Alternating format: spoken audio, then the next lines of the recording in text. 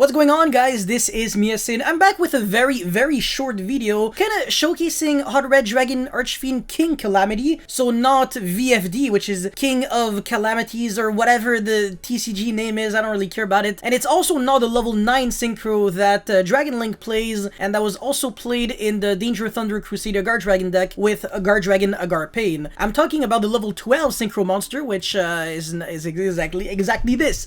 And basically what it does is when it's synchro summoned, you can, for the rest of the turn, your opponent cannot activate cards. Also, cards your opponent controls cannot activate their effects, meaning that it's kind of like a Zexal, and it looks really hard to summon. You need 2 tuner monsters and 1 non-tuner Dark Dragon synchro monster, and it's a level 12 synchro monster. So if you're playing a deck like Lightsworn or pretty much anything, like Zombie maybe, something that can make level 8 synchros and still have a bunch of tuners going for you, how can you really utilize this card efficiently, and could it really be competitive?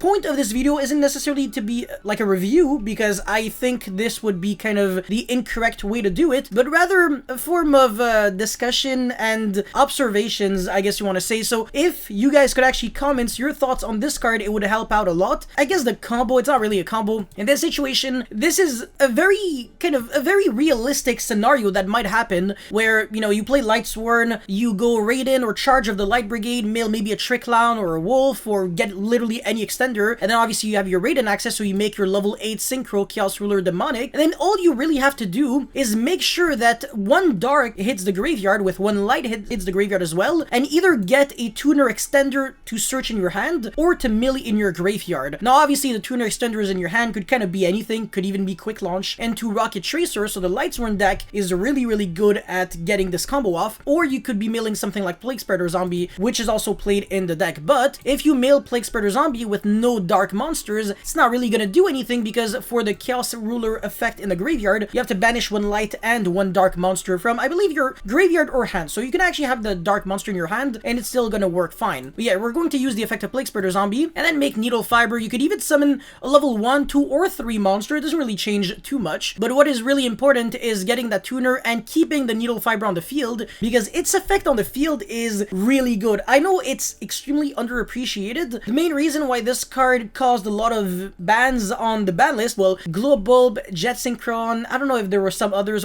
Steam the Cloak obviously, because I guess it was just used as a way to link up, you know, make Auradon, and then the Deskpot combo with O-Lion, which is another card that I'm pretty sure got banned because of Needle Fiber, so we're like at 4 cards or something. But you could actually use it on the field to summon a synchro monster during, you know, your opponent's turn, a synchro tuner specifically, so not just any synchro, but it can be any level. And now you're going to get back that Chaos Ruler, and that's the only things you need in order to pull off the Hot Red Dragon Archfiend King Calamity. All you really need is Chaos Ruler access with a tuner extender and the ability to either have a light or dark, well, light and dark in your hand and or graveyard. And that's it. You know, it's just as simple as that. And during your opponent's turn, we're going to be tagging out for Shooting Riser Dragon, which also has a Foolishing effect. So you can Foolish for any level 4 monster. It could even be Necro World Banshee. But in this situation, I feel like Seyfried makes a lot of sense when you're playing Lightsworn featuring, you know, a few Rocket cards like Rocket Tracer, Quick Launch,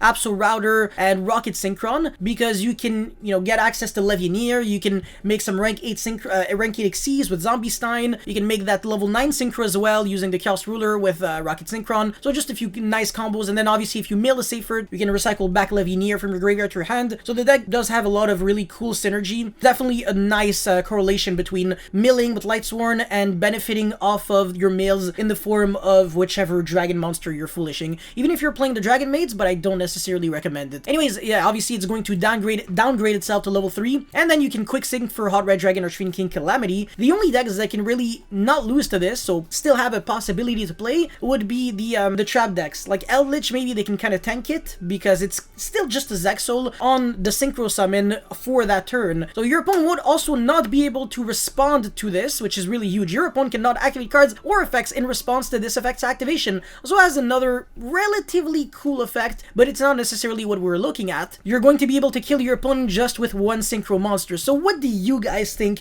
of Hot Red Dragon Archfiend King Calamity? Do you think it might be the way to go if the ban list kind of kills all the existing combo decks and gives a chance to monster floodgates like this one to rise and become super oppressive? Because one thing that I do want to say is that number 86, I think Gominiads, the number monster heroic champion Rongominiad, was always good in theory, like on paper, but nobody ever really discovered a way to break it competitively until the Six Samurai player, I think his name is Jeremy Bader, figured out a way to use Gossip Bamboozling Gossip Shadow in order to attach it to a rank 4 monster, heroic champion Rongominiad in this situation, with like a bunch of materials, so your opponent would not be able to normal or special, it would be unaffected by card effects, you can destroy every card your opponent controls. Obviously, it's the better version of, it's better than Hot Red Dragon Archfiend King Calamity, but the point of this video is just kind of to open you to a world of possibilities in case we do have just more options. But yeah, anyways, that's it for this video. Don't forget to like and subscribe.